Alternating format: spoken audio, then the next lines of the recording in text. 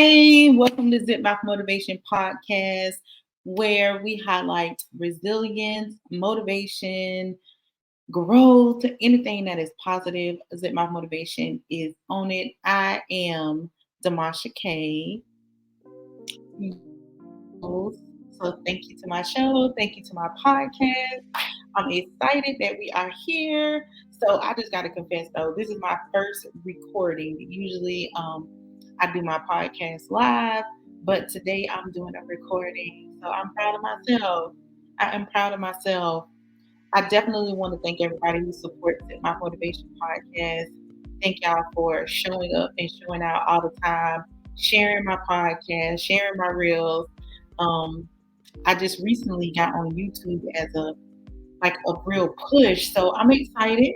I'm excited. It's going a little well for me. It's going a little faster than what I thought, but I'm actually happy about the progress that I've been making.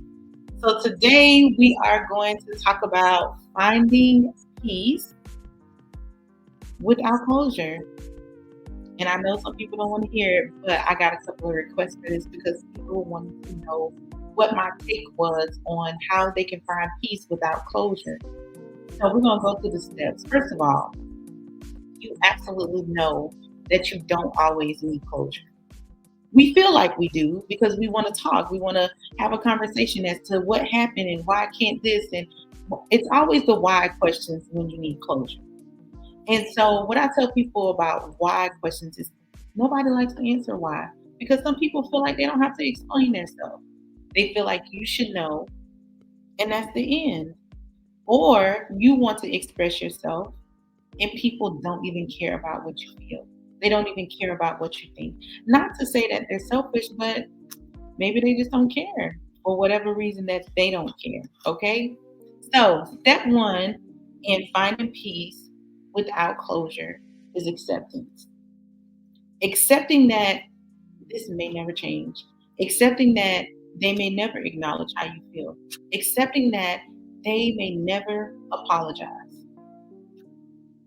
And I know that sounds crazy because sometimes what you do for someone else, they are completely not going to do for you.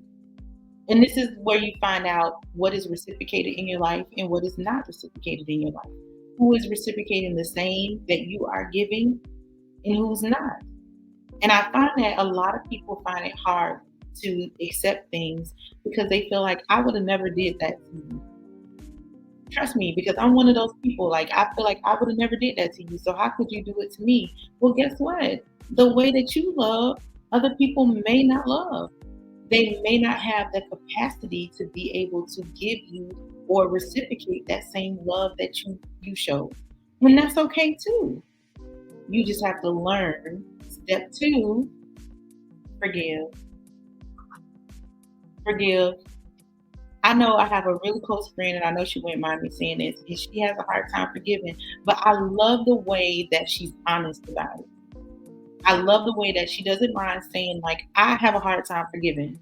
And so when somebody does something to me, I have a hard time getting over it and telling them or accepting their apology. And at times I might hold on to it for a while. Now, do I talk to her about forgiveness and how important it is? Because once you accept that a situation may not change, that forgiveness is the major key point because this is where the moving forward is for you. Accepting that this may not change, accepting that you didn't get to tell your side of the story, but you have to be removed from this situation or you have to remove yourself from the situation in order to get to the next level. So if you don't decide that I'm going to forgive them and I'm going to get over this and I'm going to get past this, and guess what? The why is not important. Me telling my side of the story is not important because they aren't even reciprocating what you was giving them. And that's the whole picture when I tell people about finding closure without um, finding closure without finding peace without closure. My bad. But finding peace without closure is you have to have that peace within.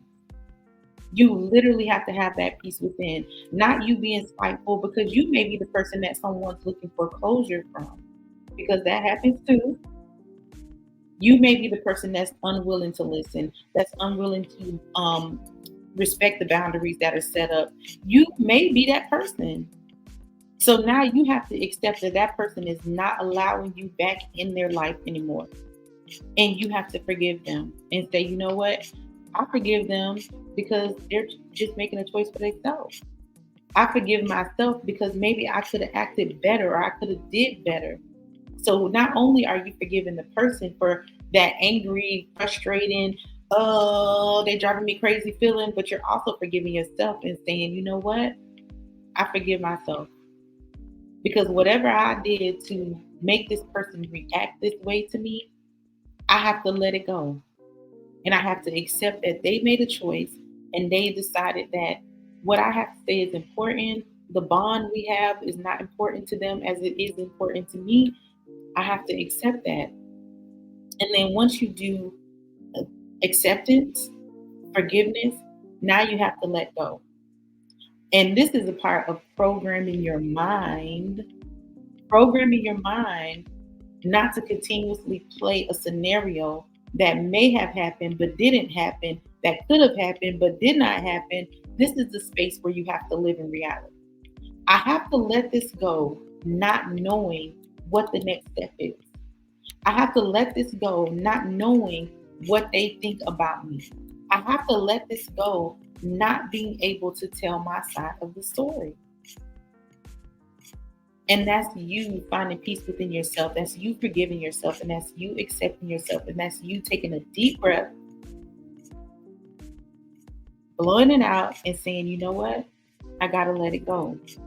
I always tell people this way: if something is in your mind and it's driving, like it's keeping you up at night, and every day you're picturing this scenario and you're saying, I'm going to say this, or I would have said this, or I would have did that, let that thing go.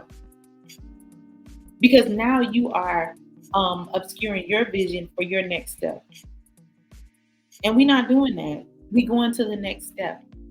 We're learning to find this peace within ourselves because that's where the peace is going to come from, to be able to walk away from situations knowing that I did not get the closure that I felt I deserved. And it's okay. It is 100% okay. Because you never know, that closure may come a couple of years down the line. That closure may come 6 months after everything happened. Now you have to ask yourself, am I going to treat that person like they treated me, or am I going to treat them like I would have treated them the first time? And there is the big question. And only you can answer that question. I can't even tell you what I would do because from time to time, I don't know when people need closure.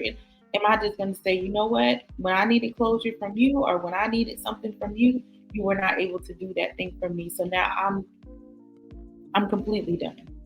You just never know what you're going to do. But you have to ask yourself that question. If I was in their position, would I be giving closure? And it's a question.